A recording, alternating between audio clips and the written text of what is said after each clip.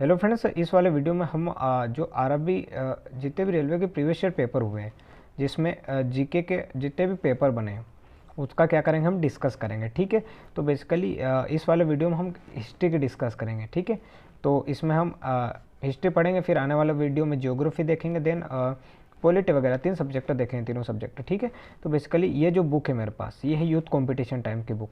जैसा कि मैंने पिछला एक स्ट्रेटजी वीडियो बनाया था, उसमें बताया था मैंने कि यूथ कंपटीशन टाइम्स की बुक कितनी इंपॉर्टेंट है हमारे लिए।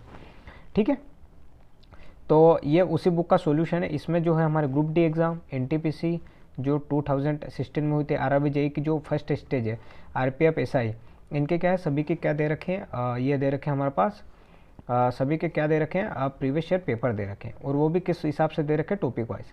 ठीक है, तो ये हमारी जो आने वाली ग्रुप डी एग्ज़ाम है और सीबीटी 2 एग्ज़ाम, उसके लिए बहुत ही हेल्पफुल रहेगा, क्योंकि जीके में जो है ना पोर्शन हमारे पास हमेशा रिपीट होता है। ठीक है, तो अगर हम ये कर लेंगे तो कुछ ना कुछ तो उम्मीद रहेगी कि हम 2 से 3 मार्क्स ज़्यादा ही अचीव कर पाएंगे। ठीक है, तो चलिए विथआउट एन डिले वीडियो को स्टार्ट करते हैं। ठीक है, लेट्स स्टार्ट द वीडियो। तो चलिए बेसिकली इस वाले वीडियो में हम बात करेंगे एंशिएंट हिस्ट्री की। ठीक है, एंशिएंट हिस्ट्री क्या होती है, मतलब बेसिकली हमारे पास जो हिस्ट्री होती है वो 3 टाइप्स की होती है। ठीक है, 3 टाइप्स का मतलब हमारे पास एक मॉडर्न हिस्ट्री होती है, और दूसरी होती है एंशिएंट, और तीसरी होती है मेडिवल। ठीक है, यही तो 3 हिस्ट्री होते हैं हमारे पास। तो इस वाले वीडियो में हम एंशिएंट हिस्ट्री का देखेंगे। ठीक है, तो चलिए विथआउट डिले हम वीडियो को स्टार्ट करते हैं। देखिए, पहला क्वेश्चन है सिंधु घाटी सभ्यता से। ठीक है, तो चलिए क्वेश्चन के साथ साथ हम समझते जाते हैं। पहला सिंधु घाटी सभ्यता का आपको ये ध्यान रखना है कि ये 2500 से 5000 ईसा पूर्व हमारी सभ्यता थी। ठीक है, और आगे हम डिस्कस कर ही लेंगे इससे रिलेटेड। ठीक है, जस्ट मिनट में इसका थोड़ा सा साइज कम कर लेता हूँ। चलिए देखिए, क्वेश्चन है सिंधु घाटी सभ्यता वर्ष पुरानी है और दक्षिण में गंगा घाटी के निचले क्षेत्रों व उत्तर में मालवा तक फैली हुई थी। मतलब यहाँ से हमको पूछा गया कि सिंधु घाटी सभ्यता कितनी वर्ष पुरानी है। ठीक है, तो ये हमको बताना है। पहला ऑप्शन है 1000 ईसा पूर्व, दूसरा है 5000 ईसा पूर्व, तीसरा है 3000 ईसा पूर्व, और चौथा 8000 ईसा पूर्व। ठीक है, तो बेसिकली मैंने क्या बताया कि सिंधु घाटी सभ्यता जो है 2500 से 5000 ईसा पूर्व के अंतर्गत थी। ठीक है, तो इसका जो राइट आंसर आएगा ना, वो 2500 के पास में कौन दिख रहा है हमको, 3000। तो बेसिकली यहाँ पर जो अगर 5000 और 3000 दोनों ऑप्शन है, तो हमको क्लिक करना है, वो करना है 3000 के ऊपर। ठीक है, तो इसका right answer option number C. चलिए नेक्स्ट क्वेश्चन की तरफ चलते हैं। क्वेश्चन है हमारे पास का विकास 5000 BC से मालवा के दक्षिण की ओर एवं उत्तर की ओर गंगा घाटी के पूरे तलहटी क्षेत्र में हुआ था। तो 5000 ईसा पूर्व किसका विकास हुआ था, सिंधु घाटी सभ्यता का। तो इसका आंसर आएगा ऑप्शन नंबर है। ठीक है, क्वेश्चन नंबर 3 है हड़प्पा सभ्यता 2500 BC के आसपास विकास किया था, आज उन्हें हम क्या कहते हैं। तो हड़प्पा की सभ्यता को बेसिकली कहाँ कहाँ फैली हुई थी, तो ये फैली हुई थी पश्चिमी भारत। ठीक है, मतलब ये जो हमारा इंडिया है, लाइक दिस, ये हमारा इंडिया है ना। ठीक है, तो ये जो है पश्चिमी भारत और जो है पाकिस्तान, इधर क्या आता, पाकिस्तान आता, तो इधर फैली हुई थी। ठीक, तो इसका आंसर आएगा ऑप्शन नंबर बी। अगला क्वेश्चन नंबर 4 की तरफ चलते हैं हम। Just minute. हाँ, क्वेश्चन 4 हमसे बोला गया भारत का इतिहास सिंधु घाटी सभ्यता के जन्म से शुरू होता है, तो जो लगभग अस्तित्व में मानी गई। तो सिंधु घाटी सभ्यता अब यहाँ पर हमको 4500 भी नहीं होगा, 6500 भी नहीं होगा, मैंने जो बोला 2500 के पास में हमको 2500 ही दिख रहा, तो इसका राइट आंसर आएगा 2500। ठीक है, क्वेश्चन नंबर 5 की तरफ चलते हैं। सिंधु घाटी सभ्यता की सबसे महत्वपूर्ण विशेषता क्या थी। तो सिंधु घाटी सभ्यता की सबसे महत्वपूर्ण विशेषता क्या थी, तो वस्तु विनिमय प्रणाली थी क्या, जी नहीं, बिल्कुल वहाँ की विशेषता नहीं थी। स्थानीय परिवहन प्रणाली भी नहीं थी। ईंट के बने भवन, हाँ जी, ईंट के बने भवन जो थे ना उसकी विशेषता थी। प्रशासनिक प्रणाली, तो प्रशासनिक तो वहाँ पर था ही नहीं उस समय पे। ठीक है, तो ईंट के बने भवन आएगा। सिंधु घाटी सभ्यता थी, तो बेसिकली इसका जो राइट आंसर आता वो आता कांस्य युगीन। सिंधु घाटी जो सभ्यता थी हमारी, वो कांस्य युगीन सभ्यता थी। क्वेश्चन नंबर 7 है सिंधु घाटी सभ्यता के लोग बनाने के लिए तांबे और टीन का मिश्रित करते थे। तो बस सिंपल सी बात है, हमको यह याद रखना है कि तांबा और अगर हम टीन को मिला देते हैं तो हमारे पास क्या बनता है, तो हमारा पास बनता है कांसा, क्योंकि कांसा जो है तांबा और टीन की मिश्र धातु है। ये तो एक साइंस का भी क्वेश्चन हो गया। ठीक है, अगला, तो इसका राइट आंसर आएगा ऑप्शन नंबर बी। अगला क्वेश्चन है निम्न में से कौन सा सिंधु घाटी सभ्यता का महत्वपूर्ण स्थान नहीं है।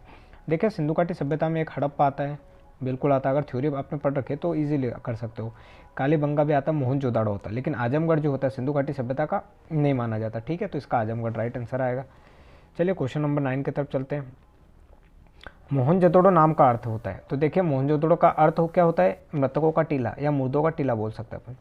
क्या होता है, मृतकों का टीला या मुर्दों का टीला। तो इसमें पूछा गया कि किस भाषा का है, तो मतलब कौन सी भाषा में, तो ये भाषा है सिंधी भाषा। कौन सी भाषा है? सिंधी भाषा। और देखिए 2018 आरआरबी ग्रुप डी में पूछा गया था ये, तो अभी रिपीट हो सकता है। अगला क्वेश्चन है, हड़प्पा के लोग निम्नों में से किसकी पूजा नहीं करते थे? देखिए हड़प्पा के लोग जो है शिव की पूजा करते थे, इट मीन्स पशुपति की पूजा करते थे, वो स्वास्थ्य की करते थे, कबूतर की करते थे, लेकिन विष्णु जी है ना, विष्णु जी की पूजा नहीं करते थे। ठीक, तो इसका राइट आंसर है ऑप्शन नंबर बी। ठीक है, आप यहाँ पे देख सकते हो डिस्क्रिप्शन दे रखा है कि मोहनजोदड़ो के एक मोह पर स्वस्तिक चिन्ह बना था। त्रिमुख पुरुषों को सिंहासन योग में बैठे दिखाया गया जो कि शिव है, जिसे शिव का रूप माना जाता है। इसके दाईं तरफ हाथी व बाघ तथा बाएं तरफ गेंडे व भैंसे का अंकन है। हड़प्पा सभ्यता के लोग धरती को उर्वरता की देवी मानकर इसकी पूजा करते थे। पशु पक्षी जल वृक्ष सर्प अग्नि आदि की पूजा हड़प्पा सभ्यता में होती थी। हड़प्पा सभ्यता के लोग भगवान विष्णु की पूजा नहीं करते थे। तो ये हमारा क्या होगा? राइट आंसर हो जाएगा। अगला क्वेश्चन है, सिंधु घाटी सभ्यता के लोग किसकी पूजा करते थे? तो अभी मैंने बताया कि हनुमान जी की पूजा नहीं, अयप्पा की नहीं करते, काली माता नहीं करते, लेकिन पशुपति जी की पूजा करते थे। अभी हमने डिस्कस किया है। ठीक है, अगला क्वेश्चन की तरफ चलता है। क्वेश्चन नंबर 12 है, धोलावीरा। धोलावीरा जो है गुजरात में है, बेसिकली कहाँ पर है? गुजरात में। एक पुरातात्विक स्थान किस समय अवधि से जुड़ी हुई है? तो हम जानते हैं धोलावीरा जो है सिंधु घाटी सभ्यता से जुड़ा हुआ है, तो इसका right answer option number C. चलिए क्वेश्चन नंबर अगले क्वेश्चन की तरफ चलते हैं।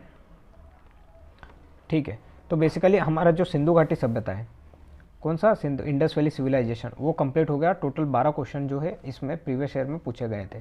कब से लेकर? 2016 से लेकर 2019 तक, जितनी भी हमारी एग्जामिनेशन हुई। ठीक है, तो इन 12 क्वेश्चन में इस बार भी रिपीट हो सकते हैं। ठीक है, तो उम्मीद करता हूँ सिंधु घाटी सभ्यता क्वेश्चन कंप्लीट हो गए। नाउ इट्स टाइम फॉर वैदिक सभ्यता। सो वैदिक सिविलाइजेशन बेसिकली कुछ नहीं होता है, इसमें जो होता है बेसिकली ग्रंथ से रिलेटेड चीज़ें होती है। ठीक है, तो चलिए इसका भी हम करते हैं। देखिए सबसे पहले क्वेश्चन पूछा गया सबसे पुराना वेद कौन सा? सबसे पहले हमको पता है वेद जो होते हैं टोटल 4 वेद होते हैं। एक होता है यजुर्वेद, अथर्ववेद, सामवेद और ऋग्वेद। ठीक है, तो सबसे पुराना वेद है ना वो होता है ऋग्वेद। अगर सामवेद का बोल दे तो ये होता है संगीत का जनक।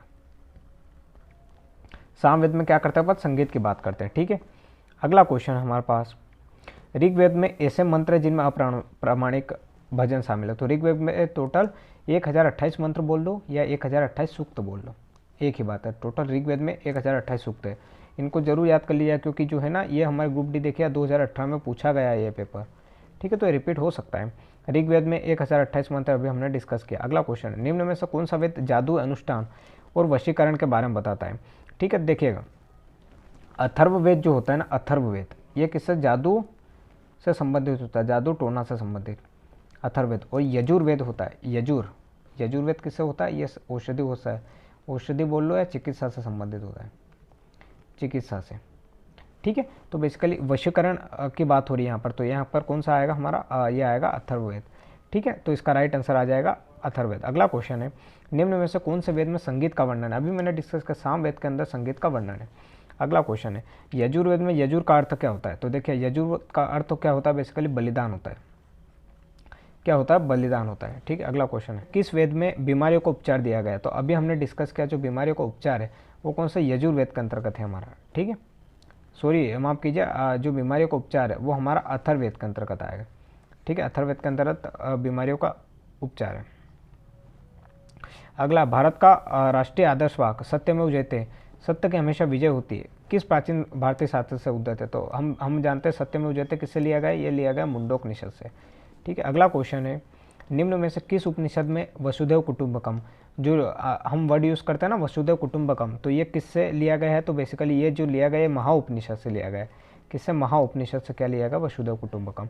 अगला क्वेश्चन है, उपनिषद में से इतने उपनिषद मुख्य माने जाते हैं? तो टोटल हमारे पास 108 उपनिषद होते हैं, जिसमें से जो होता है 11 उपनिषद मुख्य माने जाते हैं। अगला क्वेश्चन है, सबसे पुराना उपनिषद है, तो इसका जो राइट आंसर आएगा वो आएगा छांदोग्य उपनिषद। छांदोग्य जो उपनिषद है ये सबसे पुराना उपनिषद है। अगला क्वेश्चन है, पारंपरिक भारतीय दार्शनिक के अनुसार प्रत्येक वस्तु कितने तत्वों से मिलकर बनी है? तो 5 तत्वों से मिलकर बनी है, तो इसका right answer option number D. चलिए क्वेश्चन नंबर 25 की तरफ चलते हैं। 25 क्वेश्चन है, कठोपनिषद में नचिकेता नामक एक किशोर और देवता के बीच हुई बातचीत दर्ज है। निम्न में से कौन सा देवता नचिकेता से बात कर रहा है? तो यहाँ पर जो कौन से देवता नचिकेता से बात कर रहे हैं? तो बेसिकली भगवान यम जो है ना वो किससे? नचिकेता से बात कर रहे हैं। ठीक है, तो देखिए ये हमारा वैदिक काल भी कंप्लीट हो गया। ठीक है, तो इसमें भी बेसिकली 13 से 14 क्वेश्चन थे। ठीक है, हमने इंडस वैली देख लिया और वैदिक सिस्टम देख लिया। अब चलते हैं महाजनपद काल। ठीक है। महाजनपद काल क्या होता है, जहाँ पर बहुत सारे गुप्त वगैरह आ जाते हैं, मौर्य समाज आ जाते हैं बेसिकली है। तो ठीक है, टोटल हमारे पास महाजनपद अगर पूछ ले क्वेश्चन में, देखिए यहाँ पे पूछा हुआ है आर्य संस्कृति के सर्वोच्च काल में गंगा घाटी के जनपद जो संख्या में माने जाते हैं, टोटल हमारे पास 16 महाजनपद थे। कितने थे? 16। और इनका वर्णन, ये अभी क्वेश्चन ने पूछा लेकिन पूछ सकता है, इनका वर्णन कौन से ग्रंथ में? तो ये है अंगुत्तर निकाय। किसके अंतर्गत है? अंगुत्तर निकाय के अंदर इनका वर्णन किया गया है। तो ये बातें भी आपको ध्यान में रखनी है। अगला क्वेश्चन है 27। प्राचीन काल में अवध को किस नाम से जाना जाता था? अवध की बात हो रही, तो भैया अवध जो होता है ना अपना कौशल के नाम से जाना जाता था। और ये कौशाम्बी का है, ये वत्स की राजधानी है। ठीक है, वत्स की राजधानी क्या है? कौशाम्बी। तो ये भी आपको ध्यान में रखना है। चलिए, तो ये कंप्लीट हो गया। अब जैन धर्म आ गया अगला टॉपिक हमारा। ठीक है, तो जैन धर्म के बारे में आपको बेसिक पता होगा, नहीं पता होगा तो फिर हम थ्योरी वाला लेक्चर 1-2 स्टार्ट कर देंगे बाद में। तो देखिएगा, यहाँ क्वेश्चन है पार्श्वनाथ जो एक क्षत्रिय है और बनारस के राजा अश्वसेन के पुत्र थे, वह जैन तीर्थकर बने। तो बेसिकली पार्श्वनाथ कौन से थे? 23वें थे भैया। देखे 23वें कौन थे? पार्श्वनाथ थे। अगला क्वेश्चन, महावीर जो थे, महावीर कौन से तीर्थकर थे? तो महावीर 24वें तीर्थकर आएगा। 29वां हो गया। अब क्वेश्चन नंबर 30 की तरफ चलते हैं। क्वेश्चन नंबर 30 है त्रिरत्न की अवधारणा से संबंधित है। देखिएगा, बौद्ध धर्म और जैन धर्म में बेसिकली ये सिमिलर धर्म है। बौद्ध धर्म और जैन धर्म ये क्या है? एक हिसाब से सिमिलर धर्म है, हमारा समान है। बौद्ध धर्म होते हैं त्रिपटक होते हैं, और इसमें होते हैं त्रिरत्न होते हैं। देखिए त्रिपटक कौन से होते हैं? विनय पटक, सुत्त पटक और अभिधम पटक होते हैं ना। और इसमें होते हैं त्रिरत्न में सम्यक ज्ञान, सम्यक आचरण, सम्यक दर्शन होते हैं। ठीक है, तो वो आगे आएंगे तो हम देख लेंगे। तो त्रिरत्न की अवधारणा से संबंधित है। तो त्रिरत्न किसमें? ये हमारे जैन धर्म में। तो इसका राइट आंसर आएगा बी। अगला क्वेश्चन की तरफ चलते हैं। निम्न में से अनुसरण किए जाने वाले धर्म एवं पवित्र पुस्तिका कौन सी जुड़ी असंगत है? ठीक है, देखिएगा मतलब हमको ये बताना कि कौन से धर्म में ठीक नहीं है। तो देखिए, इस्लाम की पवित्र ग्रंथ है कुरान, सही है। सिख धर्म है गुरु ग्रंथ साहिब, ये भी सही है। जैन धर्म का उपनिषद है, बिल्कुल गलत बात है। उपनिषद किसके थे? अपने हिंदुइज्म के थे। ठीक है, तो ये गलत हो जाएगा। और ईसाई धर्म का बाइबल। चलिए, तो हमारा ये खत्म होगा जैन धर्म। ठीक है, अब बौद्ध धर्म की स्टार्ट हो गया। ठीक है, तो बौद्ध यह क्वेश्चन है का जन्म 560 ईसा पूर्व में हुआ था और 480 ईसा पूर्व में 80 वर्ष की उम्र में उनकी मृत्यु हो गई। ठीक है, तो इसका जो राइट आंसर आएगा वो आएगा गौतम बुद्ध। क्या आएगा? गौतम बुद्ध का जन्म 500 वर्ष में हुआ था और 480 में इनकी क्या हो गई थी? डेथ हो गई थी। ठीक है, तो इसका राइट आंसर गौतम बुद्ध आएगा। किस वृक्ष के नीचे रानी माया देवी ने गौतम बुद्ध को जन्म दिया था? देखिए कहाँ से क्वेश्चन पूछ लिया हमको, यह पूछ लिया कि माया देवी ने किस वृक्ष के नीचे। तो ये आएगा भैया साल का वृक्ष। जो साल का वृक्ष है ना, इन्होंने क्या किया था? इसके नीचे इनको जन्म दिया था। तो ये चीज़ें भी हमको ध्यान में रखनी। देखिए थोड़ा बहुत क्वेश्चन डीप में भी आ रहा है हमारे पास। ठीक है, अगला क्वेश्चन है बौद्ध धर्म की नींव महान सच्चाई और अंगी पट पर आधारित है। तो देखिए बौद्ध धर्म की नींव कितने? 4 महान सच्चाइयों। ठीक है, जैसे कि गौतम बुद्ध जब घर से बाहर निकले थे तो उन्होंने मतलब क्या ज्ञान प्राप्ति के लिए निकले थे। तो उनको पता है कि सभी का क्या होता है? बूढ़ापा आता है। ऐसे करके कुछ मतलब टोटल 4 चीज़ें उनको सच्चाई जीवन के पता चली थी। ठीक है, तो उनमें 8 अंगी पद पर आधारित है। टोटल 8 पद है, वो आप पढ़ोगे एक बार थ्योरी तो आपको पता होगा।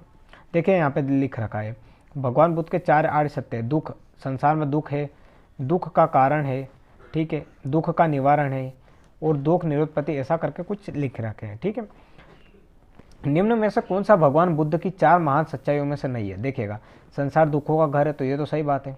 दुख का कारण इच्छा, ये भी सही है। यदि इच्छा से छुटकारा नहीं मिलता, दुखों से निवारण हो सकता है। यह 8 फोल्ड पथ के पालन से किया जा सकता है। कौन सा भगवान बुद्ध की 4 महान सच्चाइयों में नहीं है? तो ये जो ऑप्शन नंबर सी जो है यहाँ पर गलत होगा।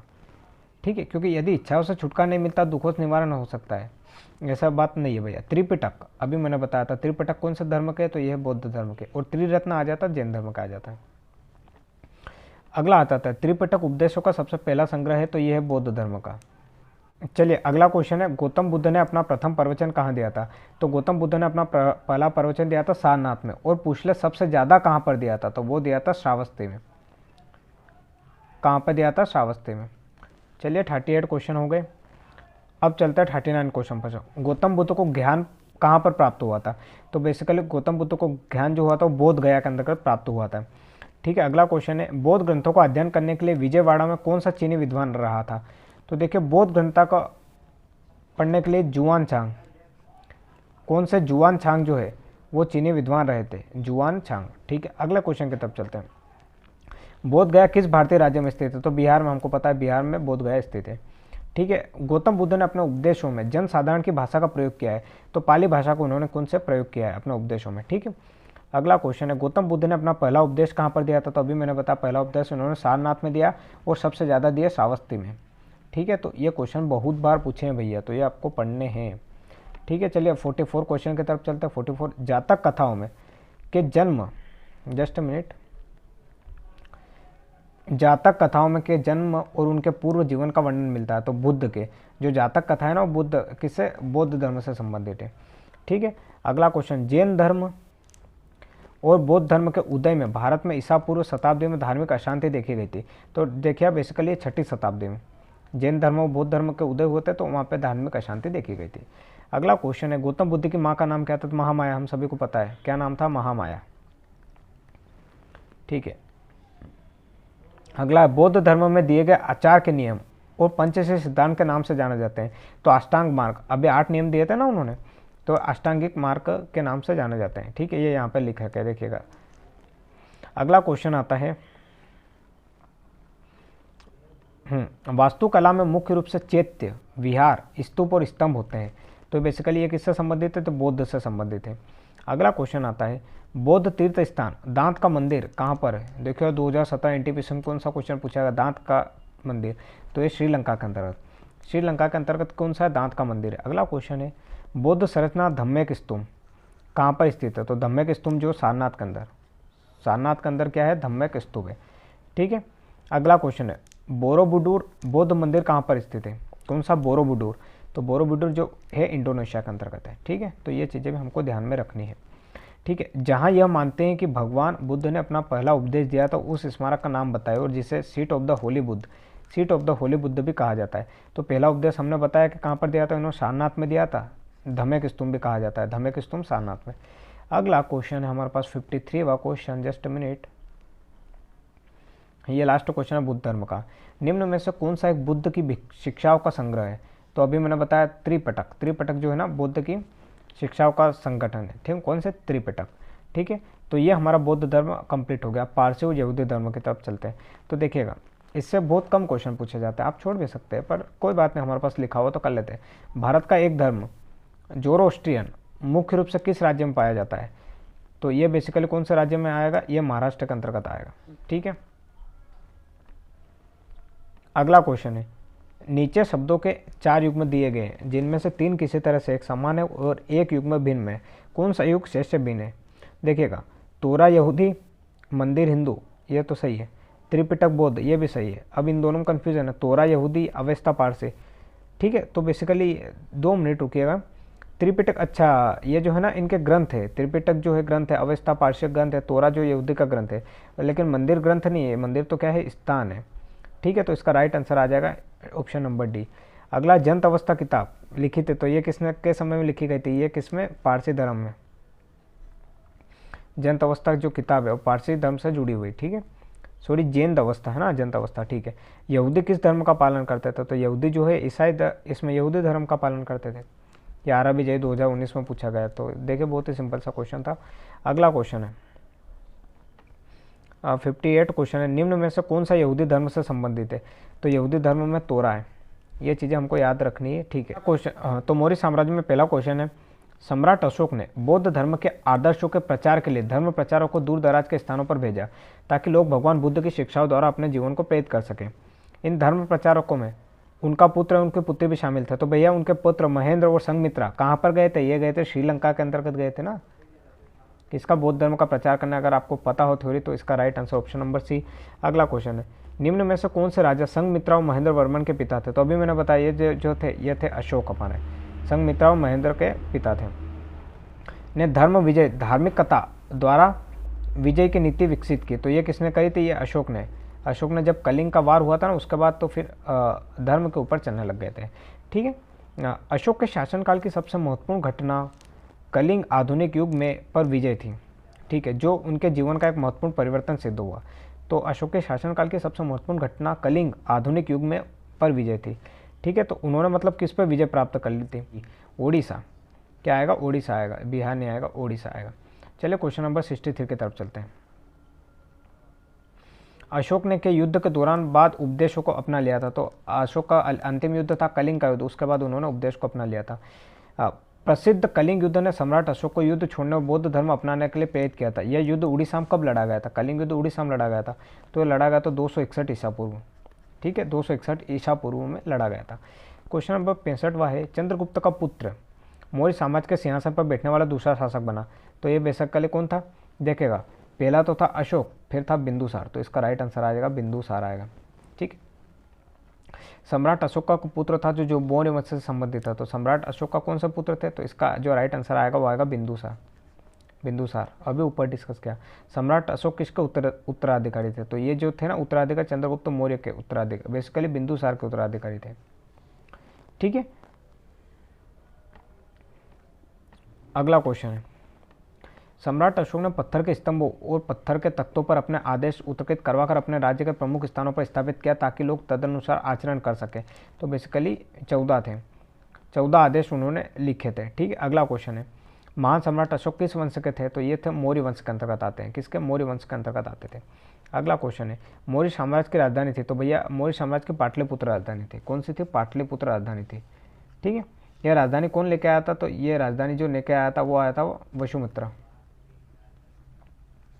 ठीक है, ये चीज़ें भी हमको ध्यान में रखनी है। अगला क्वेश्चन है, कौटिल्य का अर्थशास्त्र हमें प्रशासन के बारे में जानकारी देता है। तो ये जो था मौर्य, कौटिल्य कौन है? महान चाणक्य पंडित, ये इनका नाम ही तो था चाणक्य पंडित का। ठीक है, तो मौर्य साम्राज्य के बारे में। क्वेश्चन नंबर 72 है, चाणक्य का अन्य नाम क्या था? तो विष्णुगुप्त नाम था भैया इनका, ये हमको ध्यान में रखना है। 73, मेगास्थनीज भारत आने वाला सबसे शुरुआती खोजकर्ताओं में से एक था, उसका संबंध किस देश से था? तो मेगास्थनीज कहाँ से आया था? तो मेगास्थनीज जो है भैया वो कहाँ से आया था? वो आया था यूनान से। कहाँ से आया था? यूनान से। देखिए एलपी टेक्नीशियन 2018 में पूछा गया था। अगला क्वेश्चन, सम्राट अशोक ने अपने राज्य काल के 12 वर्ष में एक विशेष अधिकारी की नियुक्ति की जो भूमि का संरक्षण करता था। ठीक है, बेसिकली अभी जो पटवारी रहता है ना उस हिसाब से उन्होंने पहले नियुक्त कर रखा था, तथा भू अभिलेखों का रख रखाव करता था और न्याय का पालन करता था। इन अधिकारियों को क्या कहा जाता था? क्या आ जाएगा? रज्जुक। अमात्य तो जो रहते हैं ना वो क्या देखते हैं अपने ये रहते हैं ना जो दरबार के अंतर्गत देखते हैं। ठीक है, ठीक है, तो रज्जुक इसका राइट आंसर आ जाएगा। किस राजा की कहानी मुद्रा राक्षस नाटक का एक विषय है? तो मुद्रा राक्षस किसका है? चंद्रगुप्त मौर्य। मुद्रा राक्षस है ना, बहुत ही बढ़िया। इसके अंदर बिल्कुल सही साट लिखा हुआ है चंद्रगुप्त मौर्य के बारे में, तो पढ़ना चाहिए आपको। मुद्रा राक्षस। मौर्य वंश को किस वंश ने समाप्त किया था? तो देखिए इसकी मैं एक ट्रिक बताता हूँ, शुंग वंश ने किया था। बेसिकली अब देखिए मैं ट्रिक बताता हूँ, और जब भी आपको ये वंश याद रखना है तो देखिए इसकी ट्रिक है हसीन मासूका। हाँ जी, बहुत ही प्यारी ट्रिक है। देखिएगा, ह से हो जाता है हर्यक वंश, सबसे पहले आता है हर्यक।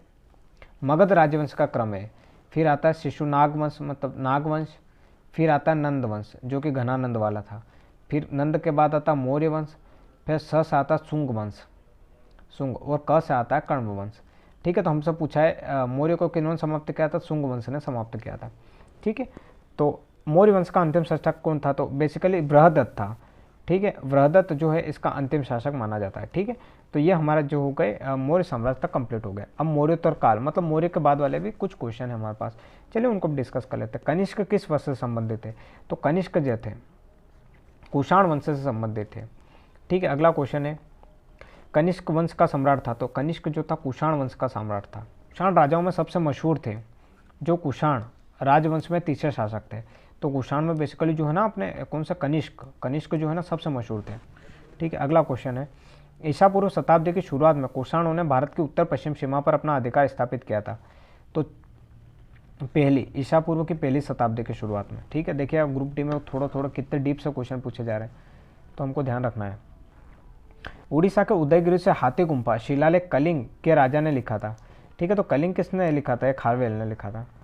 ठीक है, 84वां क्वेश्चन है, खत्म हो गया। देखिएगा, तो ये हमारा हो गया। अब गुप्तोत्तर साम्राज्य की बात करते हैं। हर्षवर्धन के राज्यसभा के कवि कौन थे? तो इसका राइट आंसर आ जाएगा बाणभट्ट। के बाद हर्ष की मृत्यु के बाद 7वीं शताब्दी के आसपास प्रभुत्व में आए और उनके काल को भारत के अंधे युग के रूप में जाना जाता था। जब हर्ष की मृत्यु हुई ना तो उसके बाद राजपूत आए। ठीक है, तो उनके काल को अंधे युग के रूप में जाना जाता था। ठीक है, ये मैं पहली बार सुन रहा हूँ, क्या पता क्यों जाना जाता था।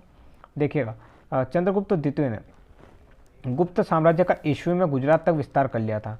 ठीक है, तो चंद्रगुप्त द्वितीय जो है, चंद्रगुप्त द्वितीय कौन, यही विक्रमादित्य हमारे, विक्रमादित्य। विक्रमादित्य कहाँ वाले, उज्जैन, उज्जैन या अवंतिका। ठीक है, तो इनको चंद्रगुप्त मौर्य के नाम से जाना जाता है, सॉरी चंद्रगुप्त द्वितीय के नाम से जाना जाता है। ठीक है, तो इन्होंने जो है 390 ईस्वी में गुजरात तक विस्तार कर लिया था, बहुत बड़ा फैला लिया था उन्होंने। चीनी यात्री इसिंग में 3 वर्ष ठहर का संस्कृत सीखा था। तो बेसिकली कहाँ पर, ताम्रलिप्ति, ताम्रलिप्ति में 3 वर्ष तक संस्कृत सीखा था। हर्षवर्धन की मृत्यु के बाद प्रतिहार पाल राष्ट्रकूट वंश के राजाओं ने पर आधिपत्य प्राप्त करने के लिए दूसरे के साथ युद्ध किया। तो बेसिकली ये किसके लिए लड़े थे, कन्नौज के लिए लड़े थे, कन्नौज यूपी वाला, इसके लिए क्या लड़े थे। अगला प्रसिद्ध चीनी यात्री हेनसुआंग किसके शासनकाल में आया था, तो हर्षवर्धन के। देखिए कैसे याद रखेंगे, इसका ह तो हर्षवर्धन के शासनकाल में आया था। अगला क्वेश्चन है 90 क्वेश्चन है, एक चीनी बौद्ध भिक्षु था जिसने नालंदा में बौद्ध शास्त्रों का अध्ययन किया था और 627 से 643 ईस्वी तक भारत की 17 वर्ष की लंबी यात्रा के लिए प्रसिद्ध है। तो चीनी बौद्ध भिक्षु, तो ये आएगा हेनसांग, हेनसांग था भैया। इनमें से कौन सा चीनी यात्री नालंदा आया और छात्र और शिक्षक दोनों के रूप में रहा, तो हेनसांग रहा, किसका, हेनसांग रहा। अगला क्वेश्चन, 4वीं शताब्दी की शुरुआत में गुप्तों ने में एक छोटा सा साम्राज्य स्थापित कर लिया था। तो गुप्तों ने कहाँ पर, मगध में, मगध में एक छोटा सा साम्राज्य स्थापित कर लिया था। निम्न में से कौन सा नगर गुप्त वंश की राजधानी माना जाता है, तो गुप्त वंश की राजधानी कौन सा था, पाटलिपुत्र, जो कि मौर्य के समय में चलता आ रहा था, वह भी किसका, गुप्त के टाइम में भी वही रहा था। ठीक है, अगला क्वेश्चन है, गुप्त साम्राज्य के वास्तविक संस्थापक कौन थे, तो गुप्त साम्राज्य के थे श्रीगुप्त थे। कौन था, श्रीगुप्त था। अगला क्वेश्चन, निम्नलिखित विकल्प में से गलत जोड़ी का चयन कीजिए। तो देखिए चंद्रगुप्त मौर्य साम्राज्य से थे, बिल्कुल सही बात है। बिंबिसार, बिंबिसार गुप्त से थे, ये गलत बात है। कनिष्क कुषाण थे, ये बात सही है। राजा राज चोल से थे, तो बी द राइट आंसर आएगा। 95 का क्या आना चाहिए हमारे पास, 95 का भी उत्तर आना चाहिए, तो ठीक है बी आंसर है। अगला, गुप्त काल के दौरान चीन के किस यात्री ने भारत का भ्रमण किया था, तो ये आया था फाहियान, चीनी यात्री कौन आया था, फाहियान आया था।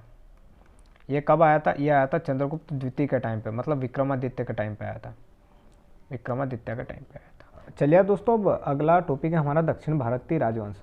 ठीक है, तो चलिए देखते हैं। क्वेश्चन नंबर 97 कहता है, 7वीं और 8वीं सदी में बहुत शक्तिशाली हो गए और कांचीपुरम उनकी राजधानी थी। मतलब 7वीं और 8वीं शताब्दी में कौन सबसे ज़्यादा शक्तिशाली हो गए थे, तो इसका राइट आंसर आएगा पल्लव। जो पल्लव रहते हैं ना, वो क्या हो गए थे, 7वीं और 8वीं शताब्दी में बहुत ही शक्तिशाली हो गए थे। चलिए अगला क्वेश्चन की तरफ चलते हैं। अगला क्वेश्चन है, पांड्य वंश की राजधानी कौन सी है। ठीक है, तो इसका जो राइट आंसर आएगा वो आएगा मदुरई, मदुरई उनकी राजधानी थी।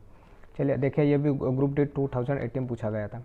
अगला क्वेश्चन है, मदुरई के आसपास के क्षेत्र पर शासन किया और 13वीं शताब्दी में सर्वोच्चता प्राप्त की। तो मदुरई के आसपास किसने, पांड्य वंश ने, अभी हमने डिस्कस किया।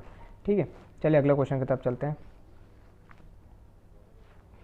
क्वेश्चन है हमारे पास, पूर्व चोल राजाओं में से किसे सबसे महान माना जाता था। ठीक है, तो मतलब पूर्व चोल राजाओं में से किसे महान माना जाता था, तो ये करिकाल आएगा। कौन आएगा, करिकाल। ठीक है, अगला क्वेश्चन है 101 है ना, पल्लव वंश के कौन से राजा संस्कृत नाटक भी लिखा करते थे, तो महेंद्र वर्मन। महेंद्र वर्मन क्या करते थे, संस्कृत और नाटक दोनों को लिखा करते थे। अगला क्वेश्चन है, किस चालुक्य राजा ने कन्नौज के राजा हर्ष को पराजित किया था। जो कन्नौज के राजा हर्ष को किसने पराजित किया था, तो ये किया था पुलकेशिन द्वितीय ने। ठीक है, आप देख सकते हो, इसका यहाँ पे डिटेल एक्सप्लेनेशन दिया हुआ है। अगला क्वेश्चन है, चोल राजवंश के अंतिम शासक कौन थे, तो इसका जो राइट आंसर आएगा वो राजेंद्र चोल द्वितीय। मतलब आपकी एग्जाम है ना, तो मैं गारंटी देता हूँ चोल वंश से क्वेश्चन जरूर आएगा, अगर आपकी एनटीपीसी एग्जाम है तो। ठीक है, ध्यान रखिए, चोल वंश अच्छे से पढ़ना हमको। अगला क्वेश्चन है, कौन से चोल राजा ने मालदीव के द्वीपों पर दरियाई विजय पाई थी। राजराज, जो राजराज है ना, मालदीव के द्वीपों पर दरियाई विजय प्राप्त करी थी। ठीक है, अगला क्वेश्चन है, प्रारंभिक चेरवंशी राजाओं ने किन राज्यों पर शासन किया था। ठीक है, तो ये क्या था, तमिलनाडु और केरला में। चलिए अगले क्वेश्चन की तरफ चलते हैं। किस भारतीय राजा ने पूर्व एशिया के कुछ हिस्सों को जीतने के लिए नौसैनिक शक्ति का इस्तेमाल किया था, तो ये क्या था, राजेंद्र चोल ने। राजेंद्र चोल ने क्या किया था, नौसेना शक्ति का इस्तेमाल किया था। अगला क्वेश्चन देखिए, सीमावर्ती राजवंश आ गए। विंध्या शक्ति वंश के संस्थापक थे, तो विंध्या शक्ति वंश के संस्थापक थे वाकाटक। कौन थे, वाकाटक। अगला क्वेश्चन है, पाल राजवंश का पहला राजा कौन था। देखिए, पाल राजवंश के थे गोपाल थे, और इसी में एक आता है राजा हमारा धर्मपाल। कौन सा आता है, धर्मपाल। तो इन्होंने जो है ना सोनपुर विहार की स्थापना किसने करी थी, धर्मपाल ने करी थी। तो ये भी हमको क्या करना है, ध्यान में रखना है, क्योंकि यहाँ से क्वेश्चन बने हैं। देखिए आगे आ सकता है वो क्वेश्चन भी।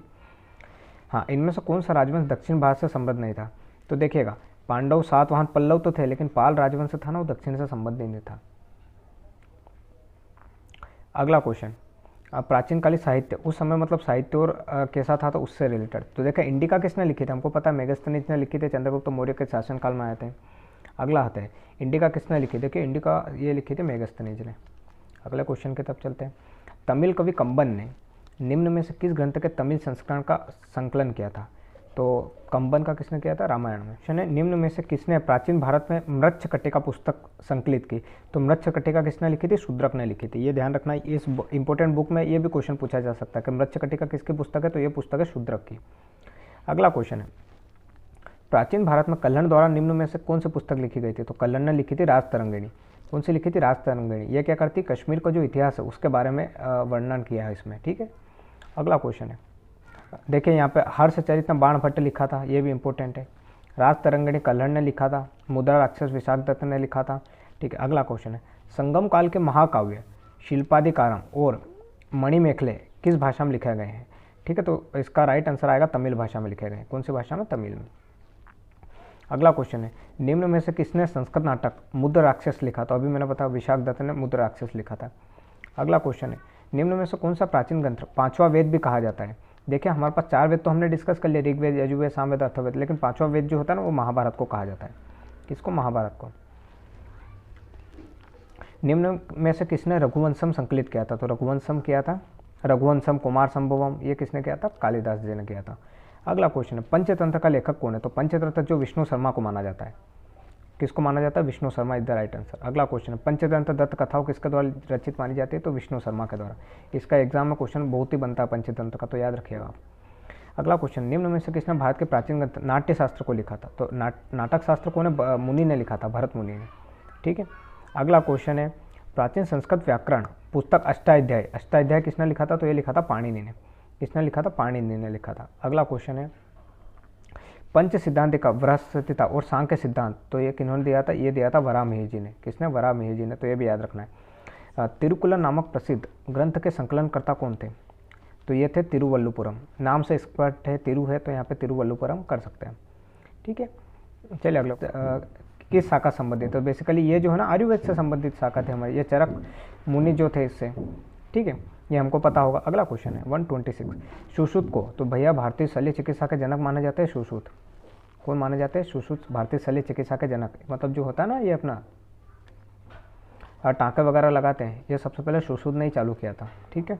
अगला क्वेश्चन, राजतरंगिणी किन राज्यों के राजा का वर्णन किया, तो मैंने बताया कश्मीर के राजा को, जो कल्हण ने लिखी थी राजतरंगिणी, ठीक है। अगला क्वेश्चन है, प्राचीन भारतीय कानूनी दस्तावेज मनुस्मृति में लिखा गया है, तो देखो मनुस्मृति कौन सी, संस्कृत भाषा में लिखा गया है।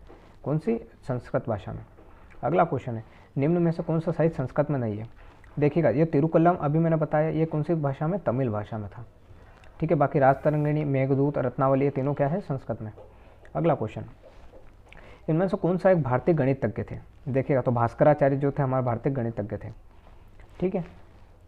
अगला क्वेश्चन, इनमें से कौन सी गणित विषय पर लिखित एक मध्ययुगीन भारतीय पुस्तक है, सर आएगा लीलावती। इसका डिस्क्रिप्शन थोड़ा पढ़ लेते हैं। लीलावती गणित विषय पर आधारित एक मध्ययुगीन भारतीय ग्रंथ है जिसकी रचना महागणित, अच्छा भास्कराचार्य जी ने किसकी रचना करी थी, लीलावती की, ठीक है। तो ये भी हमको ध्यान रखना। मनुस्मृति का अंग्रेजी में अनुवाद किसने किया था, तो ये किया था जॉर्ज बुलर ने। किसने किया था, जॉर्ज बुलर ने। देखिए एनटीपीसी 2016 क्वेश्चन है, हर्षचरित राजा हर्षवर्धन की जीवनी किसने लिखी थी, हर्षचरित किसने लिखा था, तो ये लिखा था बाणभट्ट ने। अगला क्वेश्चन है, द्वारा रचित हर्षचरित हमें हर्ष और उनके प्रशासन के बारे में सही जानकारी देता है, तो हर्षचरित अभी मैंने बताया बाणभट्ट ने लिखा था। अगला आता है, प्राचीन काल में अमर सिंह द्वारा भाषा के शब्दों का एक शब्दकोश तैयार किया जिसका नाम अमरकोश था, तो उन्होंने संस्कृत भाषा का शब्दकोश प्रयोग किया था, ठीक है। चलिए अगले क्वेश्चन की तरफ चलते हैं। देखिए तो ये मतलब हमारा क्या लिटरेचर ख़त्म हो गया। अब जो भी पेंटिंग वगैरह या जितने भी मोन्यूमेंट बने प्राचीन काल में उससे रिलेटेड है। देखिए एलिफेंटा की गुफा कहाँ पर है, तो हमको पता है एलिफेंटा जो है मुंबई, महाराष्ट्र बोल लो आप, महाराष्ट्र के अंतर्गत है, ठीक है। ये यूनेस्को हेरिटेज में भी क्या है, शामिल है हमारी, ठीक है। एलिफेंटा की गुफा है, तो ये भी हमको याद रखना है। अगला क्वेश्चन है, एहोल शिलालेख निम्न में से किन शासकों ने बनाया, तो ये जो है ना पुलकेशिन द्वितीय, इन्होंने बनाया था एहोल शिलालेख, ठीक है। अगला क्वेश्चन है, अजंता गुफा की चित्रकला, तो अजंता गुफा जो है ना बौद्ध धर्म से संबंधित थी भैया, ये हमको याद में रखना है। अगला है, अजंता के चित्र क्या चित्रित करते थे, तो ये जातक कथाएं थी, क्योंकि बुद्ध ग्रंथ में हमको पता है बुद्ध ग्रंथ में क्या होती है, जातक कथा होती है। अगला क्वेश्चन, अजंता और एलोरा गुफाएं धर्म की सबसे पहली वास्तुकला, गुफा चित्रकला और मूर्तिकला के उत्तम उदाहरण से है। तो ये जो है ना, ये बुद्धिज्म आएगा, ठीक है, बुद्ध धर्म आएगा। अगला क्वेश्चन है, अजंता एलोरा को गुफा किस राज्य में, तो महाराष्ट्र में। अजंता गुफा जो करीब 30 रोक आउट बौद्धिक गुफा है, यहाँ पे लिख रहा है बौद्धिक गुफा है, जो भारतीय कला के बेहतरीन जीवित उदाहरण है। विशेष रूप से पेंटिंग कहाँ स्थित है, तो इनकी जो है ना औरंगाबाद महाराष्ट्र में। कहाँ पर, औरंगाबाद महाराष्ट्र में। महाराष्ट्र में देखिए यहाँ पे थोड़ा डिटेल में क्वेश्चन पूछ लिया कि महाराष्ट्र में किधर, पुणे में है, अमरावती में है, रत्नागिरी में है, तो महाराष्ट्र के औरंगाबाद में है जो ये गुफा है, ठीक है। अगला क्वेश्चन है, महाराष्ट्र के औरंगाबाद जिले में अजंता की गुफाएं जिनमें लगभग 30 चट्टानों को काटकर बौद्ध गुफाएं बनाई गई थी, वो कितनी प्राचीन है, तो वो थी 2वीं सदी बीसी पूर्व थी, मतलब 200 बीसी पूर्व की बात है, ठीक है। अगला क्वेश्चन है, निम्न में से किस राजा ने कोणार्क के सूर्य मंदिर का बनाया था, नरसिंहदेव प्रथम ने। किसने बनाया था, नरसिंहदेव प्रथम ने कोणार्क का सूर्य मंदिर बनाया था। कोणार्क कहाँ पर है, उड़ीसा में। इसको क्या कहा जाता है, इसको ब्लैक पकोड़ा भी कहा जाता है, ब्लैक पगोड़ा, ये भी आपको ध्यान में रखना है क्योंकि इससे भी क्वेश्चन बना है। अगला क्वेश्चन है, निम्न में से मंदिर किसे यूरोप, देखो ब्लैक पगोड़ा ये मैंने यहाँ डिस्कस किया और नीचे आ गया क्वेश्चन, कोणार्क का मंदिर है। अगला क्वेश्चन है, हाँ जी, क्वेश्चन है कोणार्क मंदिर का निर्माण किसने किया था, नरसिंहदेव प्रथम ने करवाया था। अगला क्वेश्चन है, एलोरा के मंदिरों का निर्माण करवाया था, तो ये चोल राष्ट्रकूटों, राष्ट्रकूट का शासक कौन था, तो ये दंती दुर्ग, इसका स्थापक कौन था, दंते दुर्ग, ये भी हमको पता होना चाहिए, ठीक है। तो एलोरा गुफा राष्ट्रकूट वंशों ने चालू करवाई थी। बृहदेश्वर मंदिर है, तो देखिए ये बृहदेश्वर मंदिर तंजावुर, ठीक है। तंजावुर कहाँ पर है, तो ये है तमिलनाडु के अंतर्गत। कहाँ पर है, तमिलनाडु के तंजौर में। इसको तंजावुर भी बोला जाता है, तंजौर भी बोल लो अपन, एक ही बात है, ठीक है। अगला क्वेश्चन है, बृहदेश्वर मंदिर राजा द्वारा बनाया गया था, तो बृहदेश्वर राज्य ये राजा राज चोल प्रथम के द्वारा बनाया गया था बृहदेश्वर मंदिर, ठीक है। बृहदेश्वर मंदिर काल का महानतम वास्तुकला स्मारक है जो तंजावुर में, ठीक है। तो ये चोल शासकों के काल का क्या है, महान वास्तुकला स्मारक है। अगला क्वेश्चन है, निम्नलिखित राजाओं में से किसने तंजावुर के बृहदेश्वर मंदिर का निर्माण करवाया, तो अभी मैंने बताया कि राजा रोल प्रथम ने इसका निर्माण करवाया था। बृहदेश्वर मंदिर शिव को समर्पित एक हिंदू मंदिर है जो भारतीय राज्य तमिलनाडु के तंजौर जिले में स्थित है। यह के सिंहासन की शोभा बढ़ाने के लिए बनाया गया था, तो ये जो है ना किसके, चोल साम्राज्य के सिंहासन की शोभा देने के लिए बनाया गया था, ठीक है। अगला क्वेश्चन है, प्रसिद्ध बृहदेश्वर मंदिर स्थित है, तो अभी मैंने डिस्कस किया अपन ने तमिलनाडु के तंजौर में स्थित है। कहाँ पर, और राजा राज चोल प्रथम ने इसको बनाया था।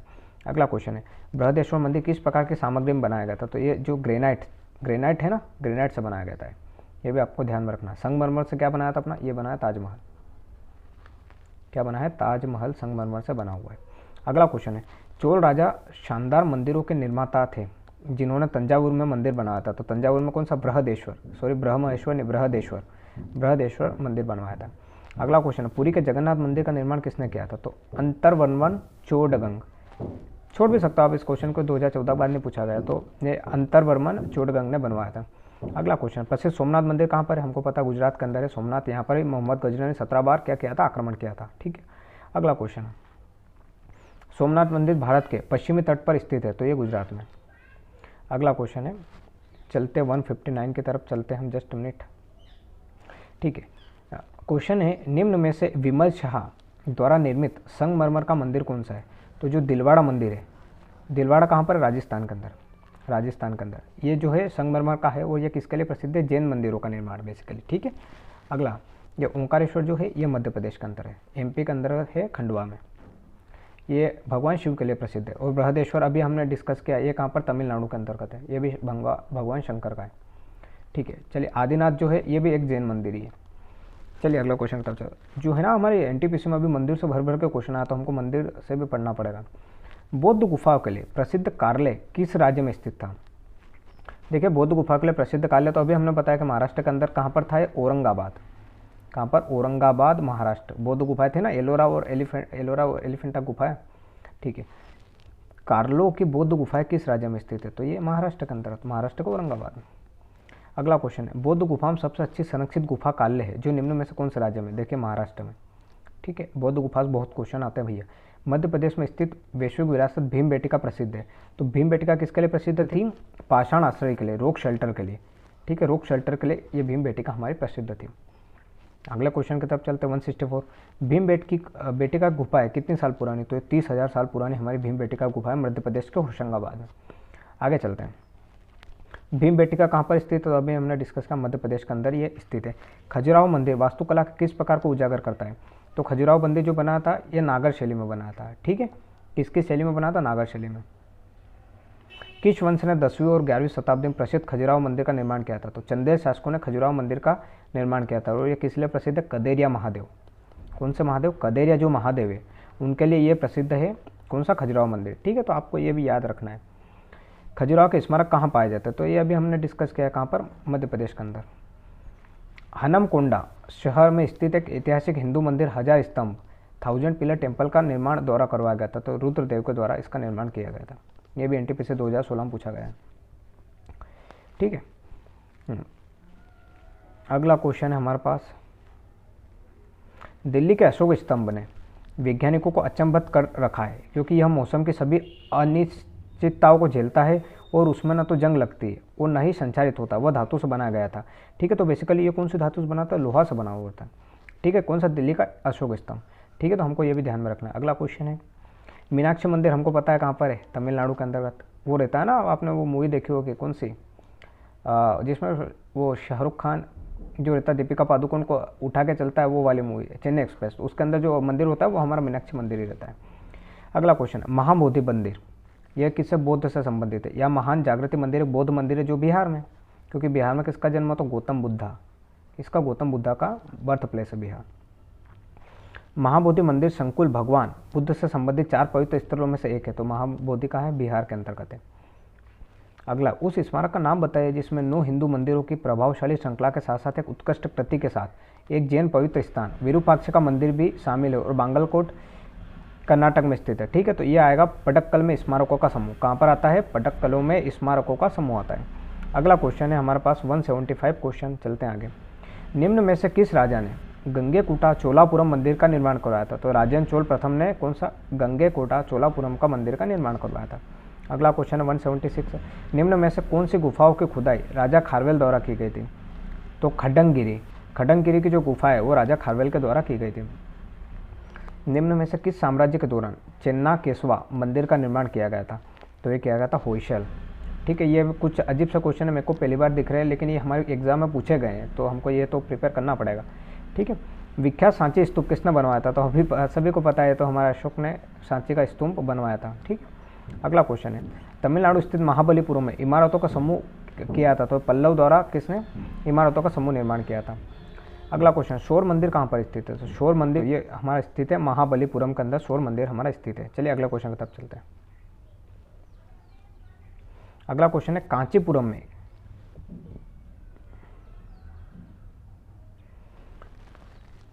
अगला क्वेश्चन है, कांचीपुरम में कैलाशनाथ मंदिर का निर्माण किसके शासनकाल में हुआ था? तो ये जो हुआ था ना भैया, वो किसके? पल्लव के शासनकाल में हुआ था। किसके? पल्लव।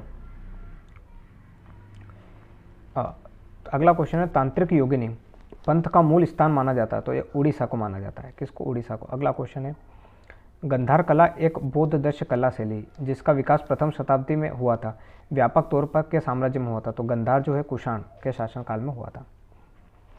श्रवण बेलगोला कहाँ पर है? अभी हमको पता है श्रवण बेलगोला जहाँ पर है कर्नाटक के अंदर। ठीक है,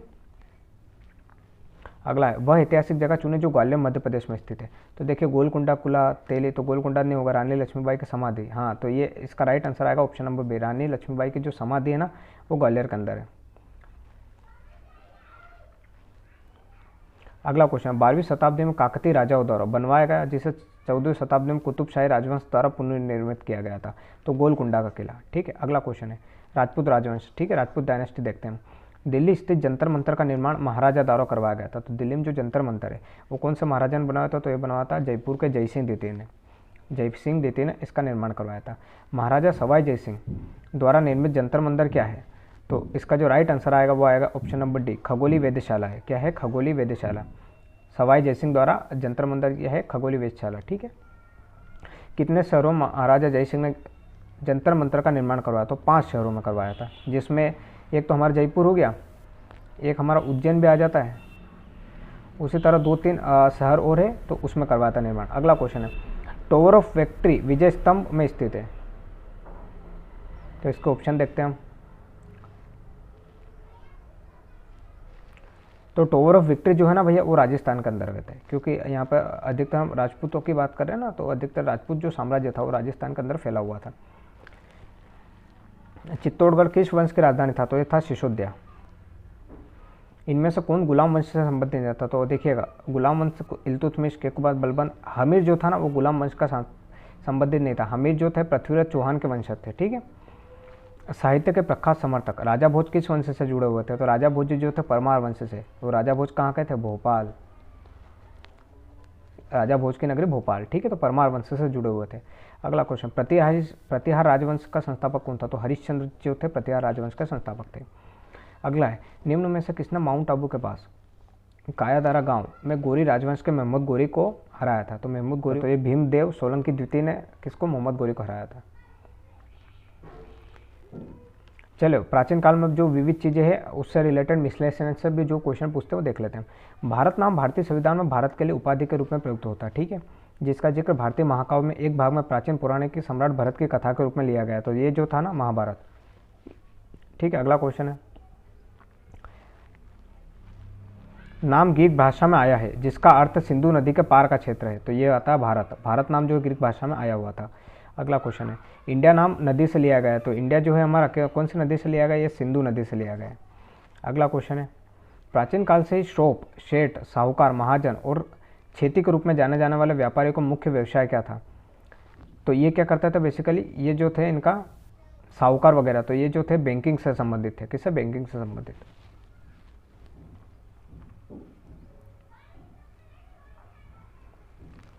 अगला क्वेश्चन, महाभारत युद्ध कितने दिन चला था? तो 18 दिन तक महाभारत का युद्ध हमारा चला था, ठीक है।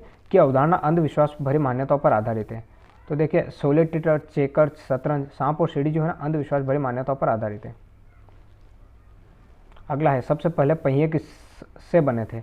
तो सबसे पहले पहिए किससे बने थे? तो हमको पता लकड़ी के पहिए कब बने थे? जब बने थे आर्य आए थे, ठीक है, उस समय लकड़ी के पहले बने होते। अगला क्वेश्चन है, ने दिल्ली शहर की स्थापना सबसे पहले की तो इसे इंद्रप्रस्थ नाम दिया था। तो कौरवों ने, सॉरी पांडवों ने दिल्ली पर इसकी स्थापना की थी ना, इंद्रप्रस्थ में वो जाके रहे थे एक साथ, अगर आपको पता हो, महाभारत देखी हो आपने, ठीक है। अगला क्वेश्चन है, कामरूप का प्राचीन साम्राज्य किस राज्य में मौजूद था? तो ये असम के अंदर था कामरूप का प्राचीन साम्राज्य। अगला क्वेश्चन है, चलिए देखिएगा, तो अभी जो हमारा एंशिएंट इंडिया है, सॉरी एंशिएंट हिस्ट्री है, एंशिएंट हिस्ट्री या जिसको प्राचीन इतिहास भी बोलते हैं, वो हमने क्या कर लिया? कंप्लीट कर लिया यहाँ पर।